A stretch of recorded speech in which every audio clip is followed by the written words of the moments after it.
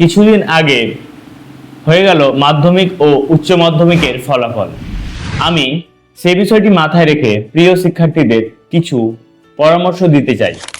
তার মধ্যে একটি পরামর্শ হলো, মাধ্যমিক পরীক্ষা শেষ হওয়ার পরে অনেক ছেলে মেয়ের নাম্বার ভালো হওয়ায় তারা ভাবে আমি হয়তো সায়েন্সের যোগ্য, তাই তারা সায়েন্স বিভাগটাই বেছে নেয়। কিন্তু আমি একটা বিষয় পরিষ্কারভাবে তোমাদের বলতে চাই, অনেক ছেলে মেয়ের আমি এরকমটা দেখেছি যাদের মেন্টালিটি হলো আর্টস ব্যাকগ্রাউন্ড রিলেটেড, কিন্তু তারা সায়েন্স নিয়েছিল বন্ধুদের উৎসাহে এবং পরিবারের উৎসাহে। নিজেরা ভাবেনি সে সায়েন্সটা যোগ্য বা সায়েন্স তার কতটা ভালো লাগে, সে এ বিষয়টা বোঝার চেষ্টা করেনি। যেহেতু নাম্বার ভালো হয়েছে এবং অনায়াসেই সে সায়েন্স পাবে, তাই সে সায়েন্স বিভাগটাই বেছে নেয়। ফলস্বরূপ পরবর্তীতে দেখা যায় যে সে সায়েন্স আর টানতে পারে না, মানে সায়েন্সে তার বিভিন্ন সমস্যা হয়।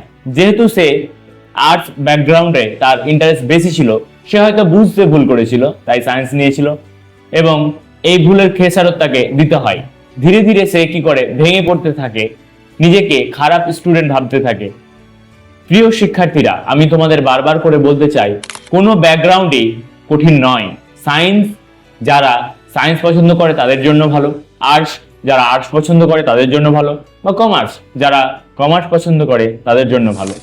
তাহলে প্রথম সিদ্ধান্ত হচ্ছে তোমাদের ভাবতে হবে আমার কোন বিষয়টায় ইন্টারেস্ট আছে এবং আমি কি হতে চাই। তাই এই কথাগুলো ভেবেই নিজের ভবিষ্যতের দিকে তাকিয়ে নিজের স্বপ্নকে সামনে রেখেই সিদ্ধান্ত নেওয়া উচিত। অনেক স্কুলে 60%-এই সায়েন্স দেয়, অনেকে আবার 80%ও চায়। তো আমি হয়তো নাম্বারের জন্য এলিজিবল হয়ে গেছি, কিন্তু তার মানে কিন্তু এই নয় আমাকে সায়েন্সই নিতে হবে। তো প্রিয় শিক্ষার্থীরা, আশা করি এই ভুলটা তোমরা আর করবে না।